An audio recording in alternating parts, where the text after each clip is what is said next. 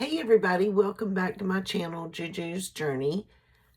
Today we're going to talk about 5 things that I'm going through in my grieving process and 5 solutions that well, not solutions, but 5 things that I'm going to try to do to counteract these feelings so I do not fall into kind of a depression or things just to make it through.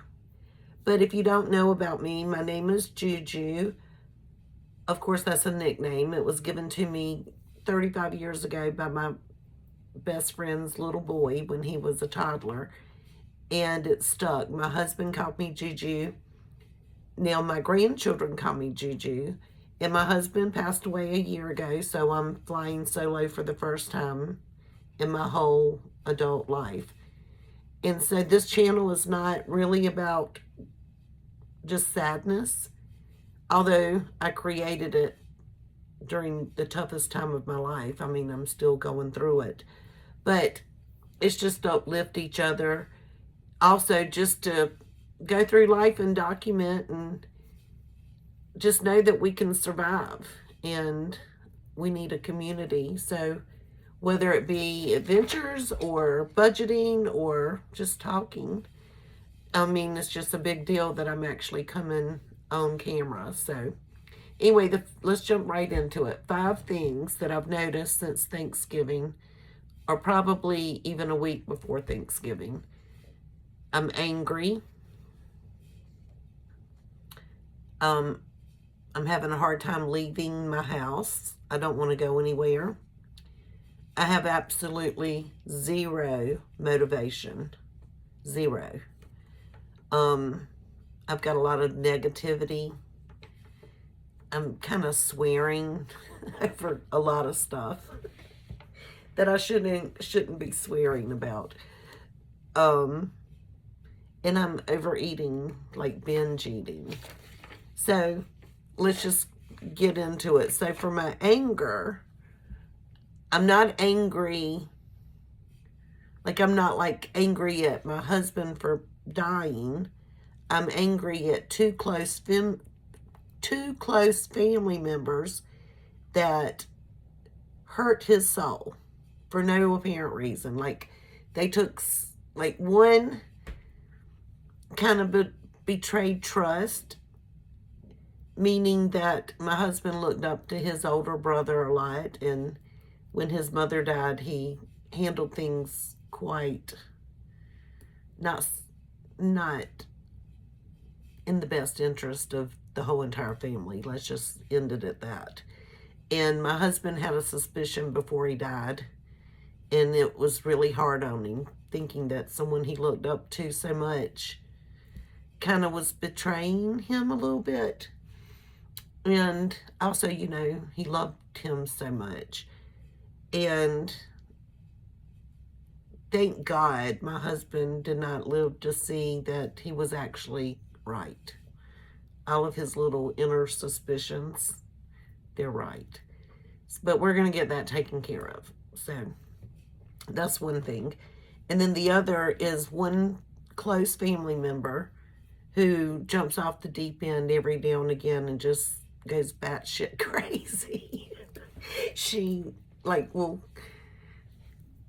gets upset over nothing and then just doesn't come around for a while. And every time she gets upset about, when I say literally nothing, my husband's not even there or involved, but she just alienates the whole entire family as a group. And so she did not attend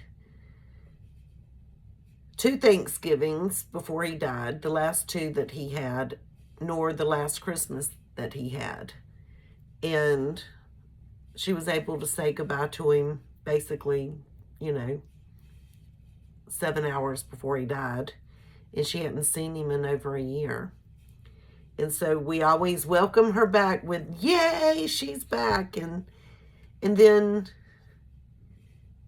it's like she gets celebrated for bad behavior. And so this past year, she's been really good. And I've, of course, been really good because she's my heart too. But she started slipping again. And now I'm mad because I'm not going to reward bad behavior because I feel like she really hurt his soul and I'm not doing it. So I'm having a hard time accepting the fact that possibly she might be there for Christmas. She wasn't there for Thanksgiving. She was supposed to be. Like, she's coming to help cook all of the things. And she was a no-show. Like, she didn't even call to tell us that she wasn't coming. Excuse me. Anyway, so the bottom line is I'm angry. I've come up with all of these case scenarios in my head, like how if she comes for Christmas, like if she says something like, oh, I miss my daddy so much. You know, I loved him so much. We, you know, just started. And then I'm going to say, well, then why didn't you come around for a whole year if you loved him so much? I'm not going to do that. That's what I want to do, but I'm not. So the way I'm going to go back into it in my head is I'm going to get back into devotion. Whenever my husband passed away, I jumped. I'm not a Bible fanatic. I don't even want to say Bible fanatic. I'm a Christian and I pray, but I guess I haven't always been obedient. I've never been the one to sit and study the Bible, and do daily devotion. I did work in a church, preschool. We did devotions every day, and of course I prayed. All of my religion was based with little kids. I grew up in a church, but I've always been with little children, so as an adult, you know, I didn't do Bible study and all those type things with grown-ups my whole entire life. So I'm just now adulting for the first time in my life, if that's what you want to call it. So I did. Every morning I'd get up, drink my coffee. Something just weighed on my heart when my husband died that this is the only way I'm going to get through it. And it is the only way I got through it. I mean, 1 hour to an hour and a half every morning, I would do my devotion, Bible study, journals after journals of Bible verses and prayers. This is my, like, number 6 for the year since my husband died that I've done. But then I went away for 3 days, and when I came back, that was early November. I've only really done it 3 times, and they were not even like I normally would do it. I couldn't even stay focused. And so I need that. That's what I plan to do to get over my anger. Because both of these people I do love I love them. And I don't want to do anything silly to mess relationships up. So I'm going to dive into the Word and let God speak to my heart and get me through that. Okay, the next thing is not wanting to leave my house. That's a real thing.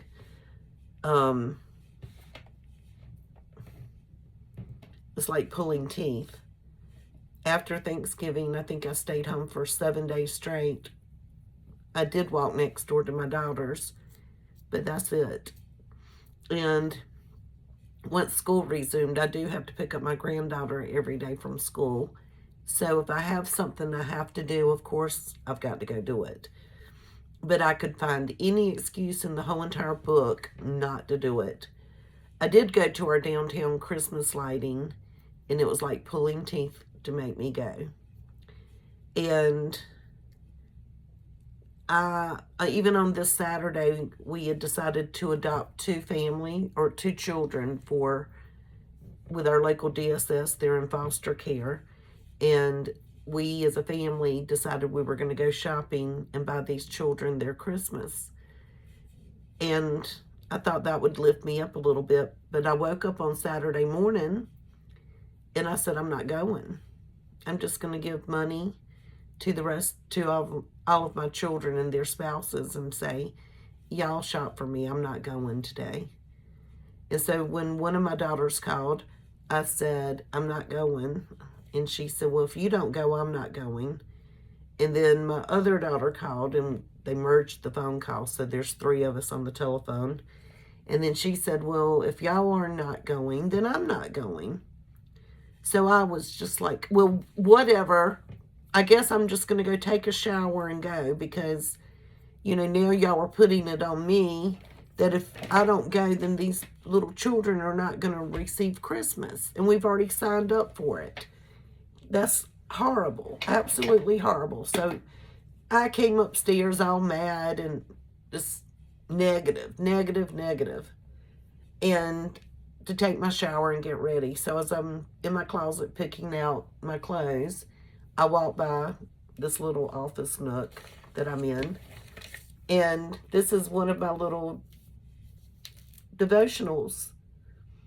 And like I said, I've only done devotion, well, twice before this particular day. Of course, I didn't have time to sit down and do 1 hour to an hour and a half and take notes. And this book is not, it's not dated. So it's not, the last time I used this book, I had it bookmarked for the next one that I needed to read. So I had not been in this book for probably 3 weeks. And I said, well, I'm going to do that devotion real quick and see if it makes me feel better. So I sat down, and you've got to understand, we're going shopping for 2 little girls that don't have a family for Christmas, except for a foster parent. And so this is the Bible verse. It was, some people are always greedy for more, but the godly love to give. They're greedy for everything except for the godly love to give. And that's Proverbs 21:26. And I was like, wow. And then it said, the little message was what said, while our culture encourages us to make more money and spend it on ourselves, the Bible focuses on how we should give generously to others. Followers of Jesus love to give because they recognize that everything they have is from the hands. For them, generosity is a joyful opportunity to share God's blessings. Giving financially is just one way of sharing. You can also be generous with your time, talents, resources, and even your home. Perhaps generosity is an area of difficulty for you. If so, think about these questions. How has God blessed you? How might He want to multiply that blessing if you were to give generously out of what He has given you? Then ask the Lord for faith to become a person who loves to give. You won't regret it. I almost let myself, with my pity party, not go and buy for these children. So I started thinking while I was in the shower, and I'm like, every single person in this world is going to lose a loved one. Every person. Because we're all going to die. And I said, but these 2 little girls, it's a 9-year-old and a 14-year-old, the way I look at it, I don't know anything about them. I know their first names, and I know their ages and their sizes, and little things that they ask for, which, like one little girl wanted a book, and what type of books? Educational. I'm not saying she got educational books, but she got other books too. For Christmas, she just did not want an educational book. That was kind of sad. But I said, these little girls, like, I lost my husband, but everybody's going to lose a spouse one day, unless they both die together. And I had 35 years married to my husband. So what? We were together, 36, 37 years maybe? I don't know. I'm not good at the math stuff. I was 40 for 2 years of my life. Literally. I was turning 39, but in my head, I thought I was turning 40. So whenever my 40th birthday came around, I really had a big birthday party. I even hired someone to sing in my backyard and had the cops called to me. And they sang karaoke happy birthday to me on my karaoke machine on the microphone. That was funny. But anyway, getting back to these little girls. I don't know if their parents died. I don't know their circumstances. All I know is that these little girls, I'm in the shower thinking, they do not have their family. If they were removed and they're in foster care, then they were removed because their home life was horrific, right? Or possibly they could have lost their parent and they had to go to foster care. But they do not have other family members that took them in. So whether they weren't wanted or the other family members aren't capable of taking care of them because their situations are bad too. I said, in my head, I was like, these little girls, they are having it so hard, and I'm sitting here having a pity party for myself. And I said, Angela, you got to get over it. Fake it until you make it. That's what I've been doing this whole year. You've got to get up, and when you go out today, don't you be complaining. You have nothing to complain about. You're going to be at the mall shopping with all of your children, all of their spouses, and 3 grandchildren. And we had so much fun. We had a budget that each grown-up was going to spend. And I spent 3 times the amount, and every other person did too. Those little girls are going to have the best Christmas, I hope, that they've ever seen. And then we came back, and we weren't planning on doing this, but we ended up next door at my daughter's. We wrapped all of the gifts. We had the best time. We ordered food takeout. 3 grandkids running around. 2 of them are 1, so they're just, And we just had the best time. We said we're going to do this every year. It's a new family tradition. And it made our heart, the 6-year-old granddaughter, she was so excited.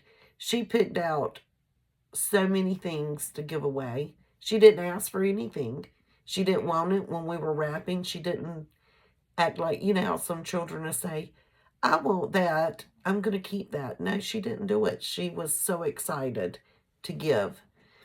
And so today, I was able to drop off all of those gifts wrapped at our local DSS. But the bicycle, my daughter-in-law ordered it, and so it came in a box. It wasn't put together.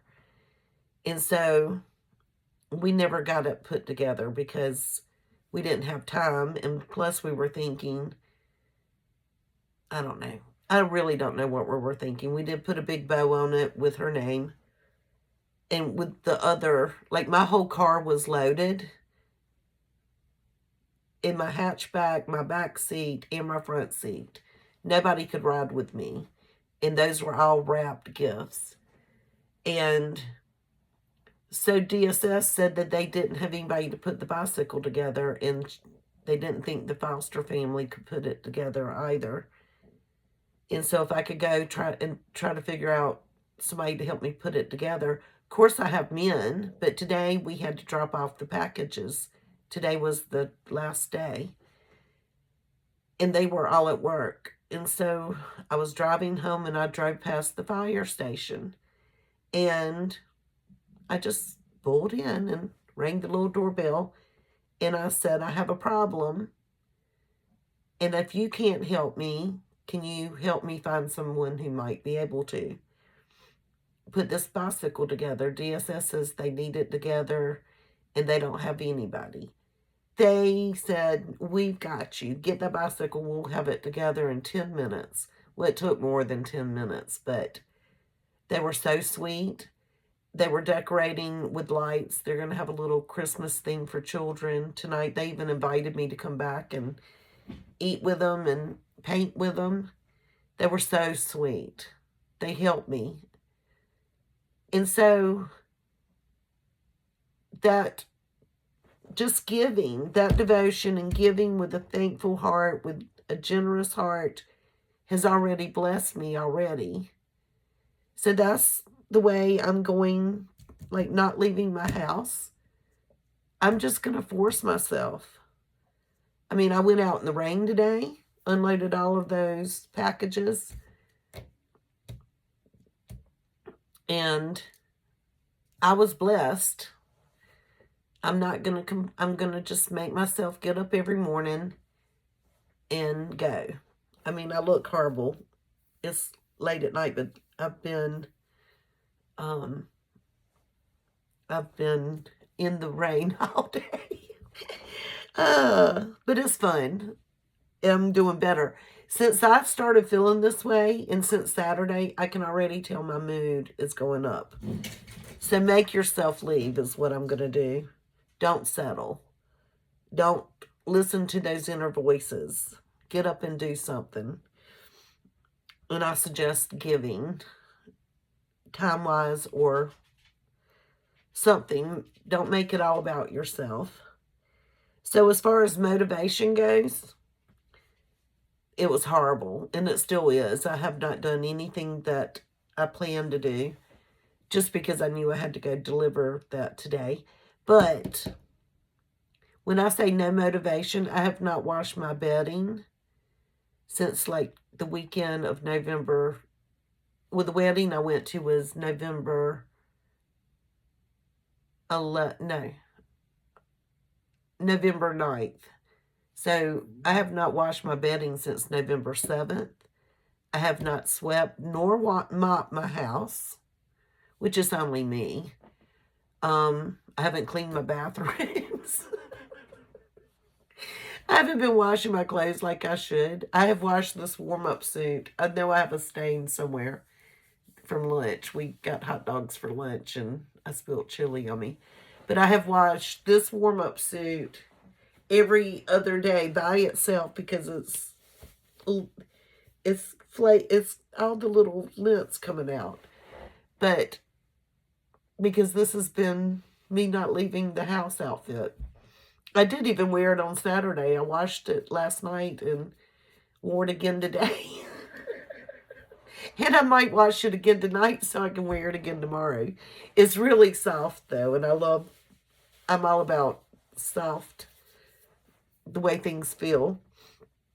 So anyway, it's bad. So all the things that I said I was going to do, like I didn't take my Christmas decorations down from last year.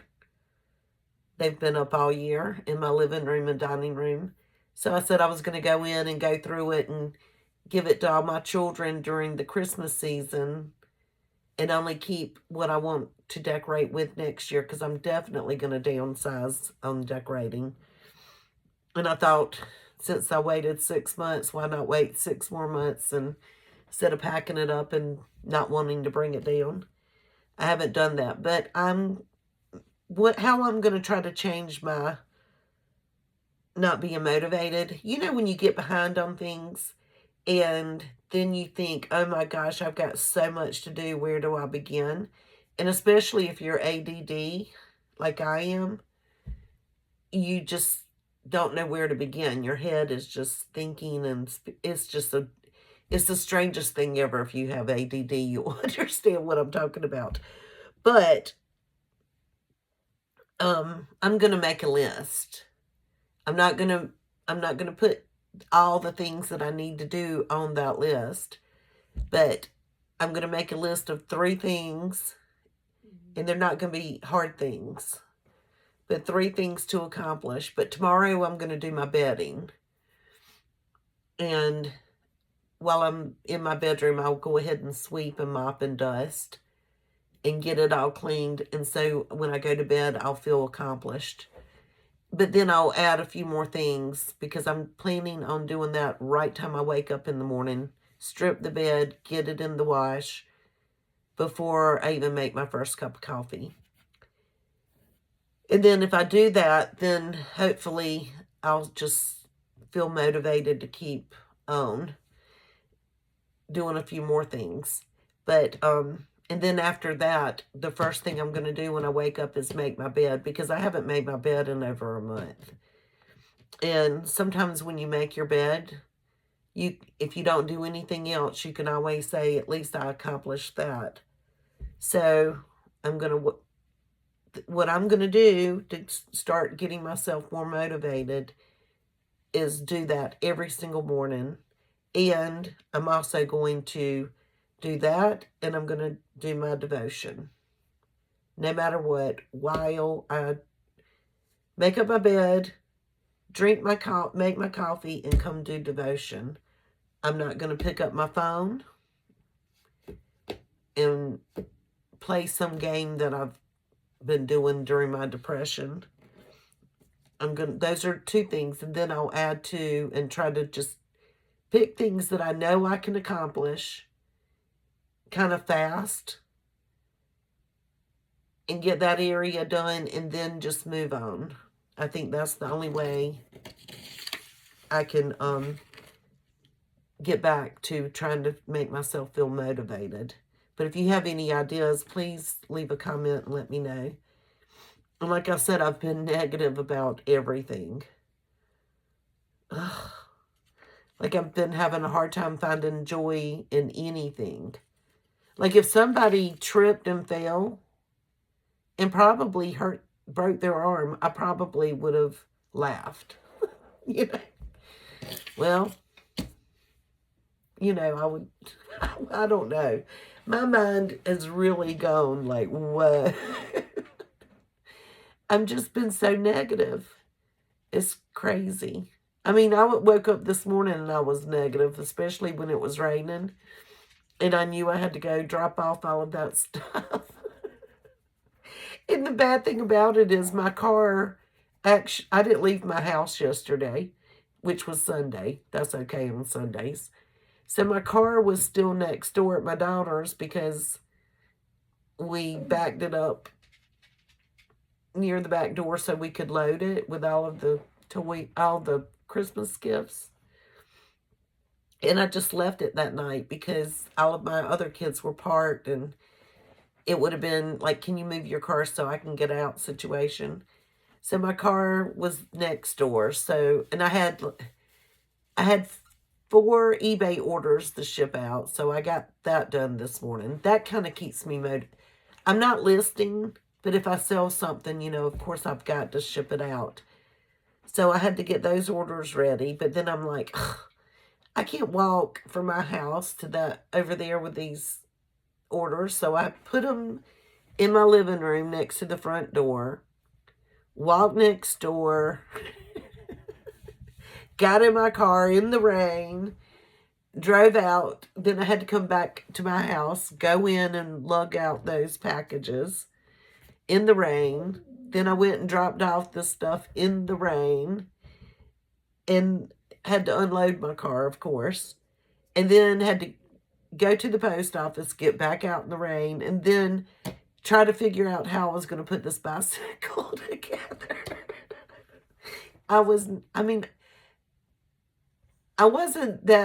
as bad as I was last week, put it that way. But I'm a problem solver, and I don't normally get, I don't let things like that get to me too often. My husband would, but I wouldn't. So that's how we kind of balanced each other out. I would always say, well, we can figure this out type person. And I just didn't get upset about things. But this morning, I think I probably said a few choice words. Anyway, so basically, like I said, what I think I should do is try to start out small. Don't overwhelm myself. It's almost been a year, like I said. I'm going to give myself until January 1st And then I'm going to say, Angela, well, Juju, this is your life. Because I feel like I've been kind of course, I mean, reality, when you wake up every morning, you kind of still think this is all a dream. But then you open your eyes and you're like, no, this is my new reality. Next year I'm going to have to really do things different than I did this year. I'm going to give myself, like I gave myself one whole year. And not to say I don't know what I'm going to do different, because I'm a very social person. Like, I love people. I love people. And I don't know if I need to get a job. I don't want a job. I would much rather just make a little extra cash, like focus on eBay, focus on some other things that I can do to earn just a little bit of cash. I don't have to earn a lot. Because I also feel like if I go get a job, although I'll be ecstatic and happy, but I feel like I'm going to miss out on a lot of other things. Because what if I have to work and I'm not going to be able to go do Saturday fun day or Sunday fun day, or I don't know. I get to pick up my granddaughter every day for school, and I get to eat lunch with both of my daughters, and I get to do things. I can make my own schedule, put it that way. But maybe I do need to volunteer. That's one thing I might need to do. And I probably need to do that. My only social life is with my children, which we do. We have so much fun together. And so I like hanging out with them. And the good thing is they actually like hanging out with me too. So that's a good thing. And I hang out with my Aunt Debbie, who's like my sister. And then I have my one best friend. And that's it. I have not ventured out. Everybody else that are friends, and they're friends, but I just wanted to be around my people. You have friends, and then you have family, and then friends. So maybe I need to, people that have invited me to do stuff, maybe I ought to say yes. I don't know. We'll have to cross that bridge. But anyway, as far as negativity, I don't know what. I guess devotion. If you have any suggestions on how to make somebody not be negative, I guess devotion. That's probably going to be the best solution for that. And then the next one is overeating. I don't have food in my house. I eat every meal next door with my daughter every night and for lunch every day. And on the weekends, usually I have like lunch dates with my children. It's just, I don't know. So, like I said, I haven't wanted to go anywhere. So I have to buy things like coffee creamer and things like that. So I ran out of coffee creamer, and I did not want to go anywhere. So instead of going to the grocery store, I went to, is it the Dollar General or General Dollar? And the only way I knew they sold coffee creamer is because I went in for something with my other daughter like 2 weeks ago, and I was amazed that they even had coffee creamer, like the good kind, in the refrigerated section. And so I said, well, I'll just go there. I can run in and run out. Well, I ran in. They had 4 Tostitos pizzas for $6, maybe 8. And I said, those are my favorite frozen pizzas, and I haven't had one in a year. And so I bought that, 4 of them. And then I got my coffee creamer. And then on the way out the door, I grabbed the gigantic bag of Funyuns. And when my friend and I went and did the 5K, she drinks Coca-Colas. And I haven't had a Coca-Cola in 3 years. Like, I just celebrated my 3-year anniversary on that. And she, anyway, I bought her a 6-pack when I went grocery shopping. And I made us a little cooler. Like, I put 2 drinks for her and 2 waters for me. And had a few little snacks that we could snack on because it was a 2-hour drive there and a 2-hour drive home. Well, she did not drink but 1 Coke, and then plus I had the other 5 at my house, and I said, well, let me bring them to you because I don't drink them, and she said, no, save them for our next adventure, and that way you can pack the cooler. Well, I came home with my coffee creamer that I went in there for, and I went to the refrigerator, and I grabbed a Coke.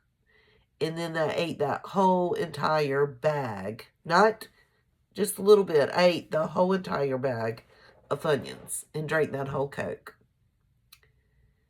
So I did not go eat dinner that night with my daughter. And I felt horrible. Like, I felt so bad, like sick. Because I gorged myself. And so then the next night, like I said, I'm having a hard time leaving my house. I decided to cook the Tostitos pizza. I ate the whole thing and drank another Coke.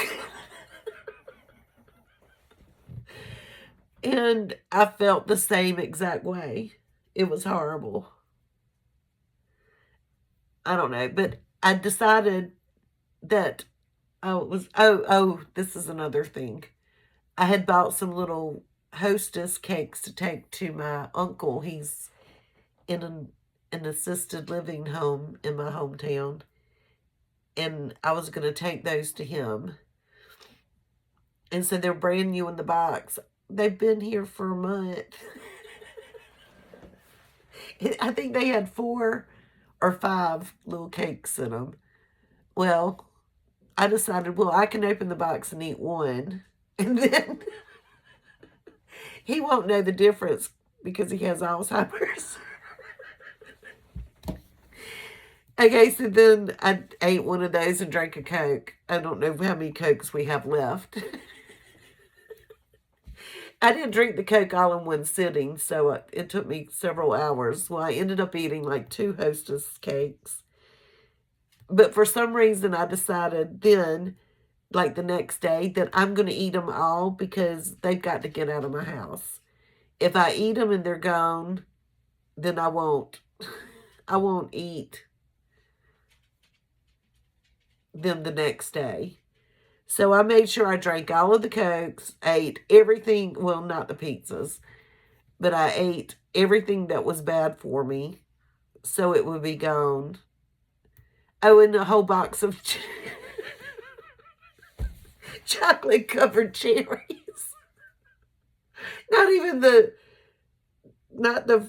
They come in 2 double-deckers, not just the top one. I ate the whole entire box in one sitting. And I think I had a Coke. There were like 5 incidences with those 5 Cokes that I had. But I'm completely out of all that stuff, and I'm not going to buy it. Like,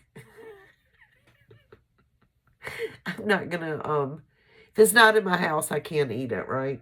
So, and I'm not anti-eating a Funyun, and I'm not anti-eating a sweet.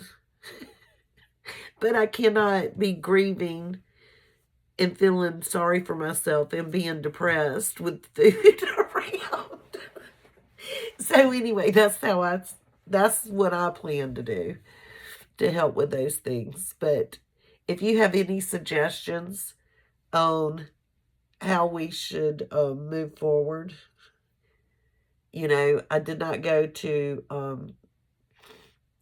grief counseling or anything like that. And I don't think I need to. And I don't take medication, anxiety or depression medicine. And I don't want that either. So, anyway, but I think I'm starting to cheer up a little bit. I think basically whenever I went Saturday, that kind of got me out of the rut. I know it's still going to hit me hard throughout the rest of this month.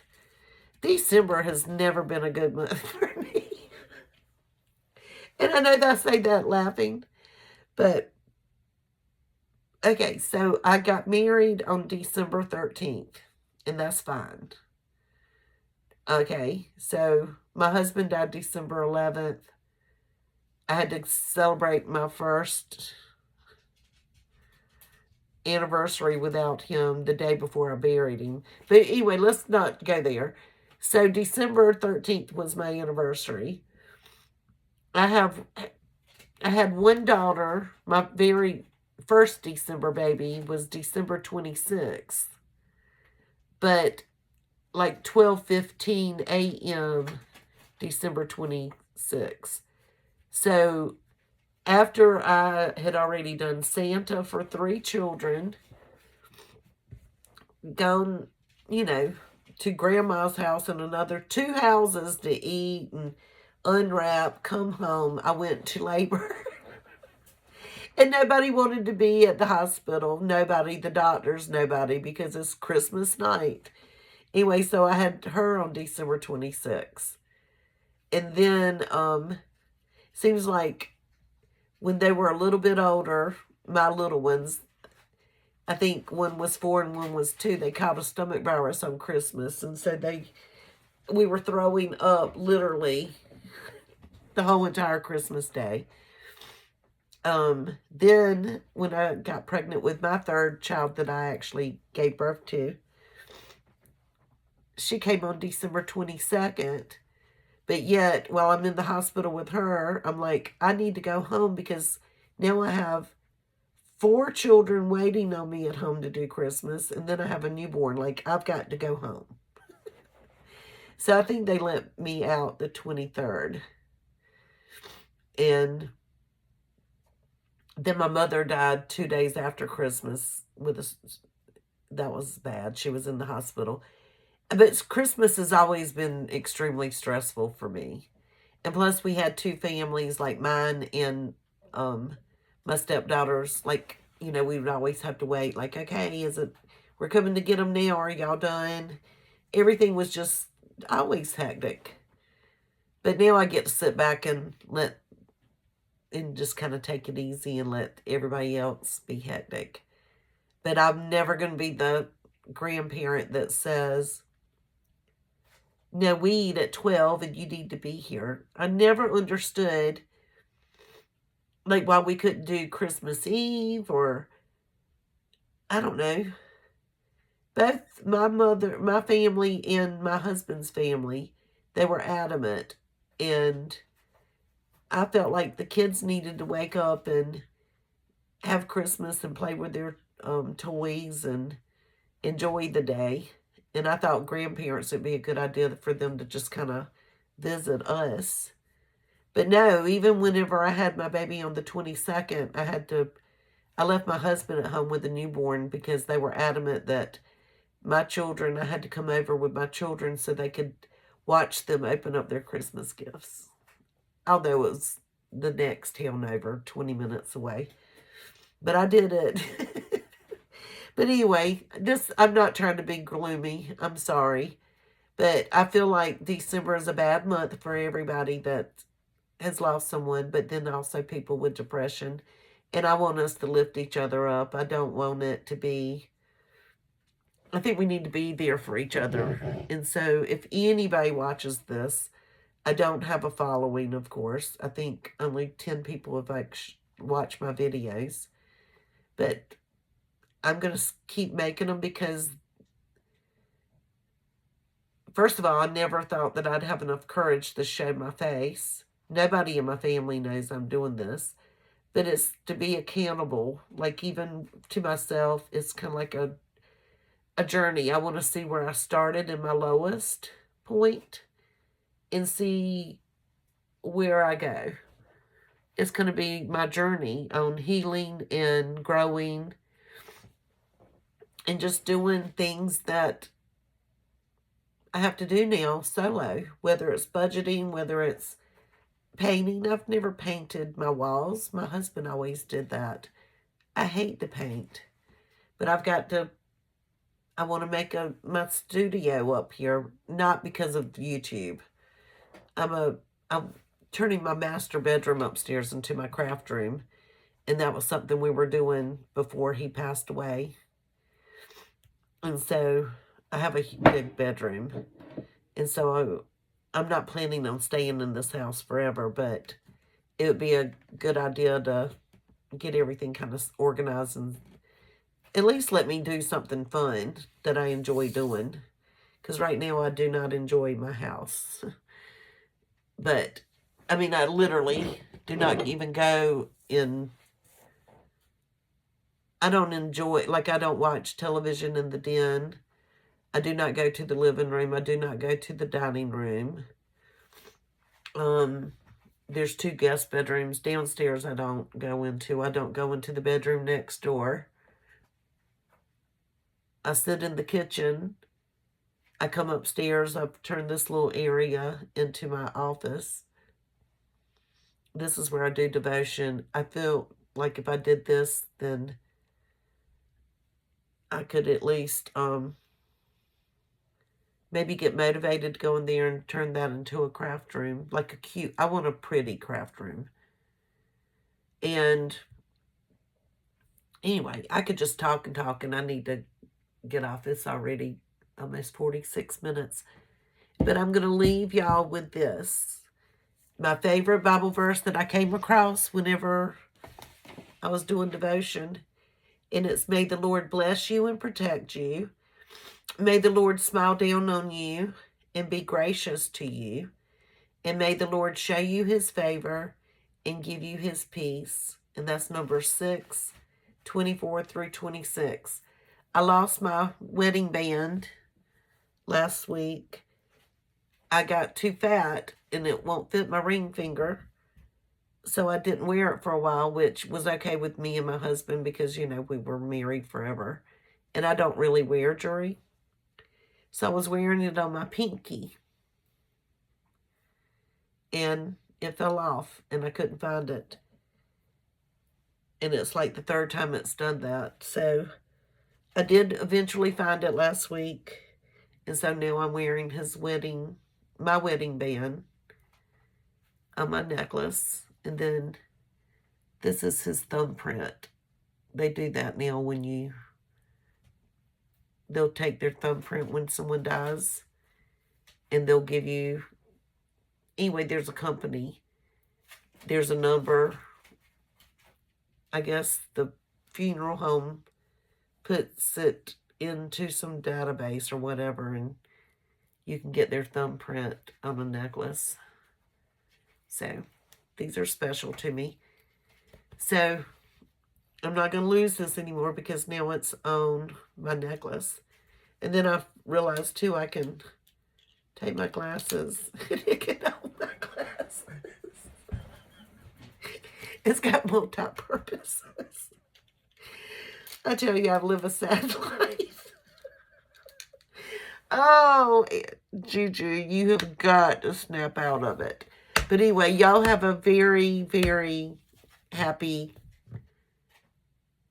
Christmas. I mean, I may come back on, but if y'all watch this and you never decide to watch again, have a Merry Christmas. God bless you. And try to find joy, even if it's this much. If you're depressed or you're grieving, find a little bit of joy. It will help. Anyway, bye guys.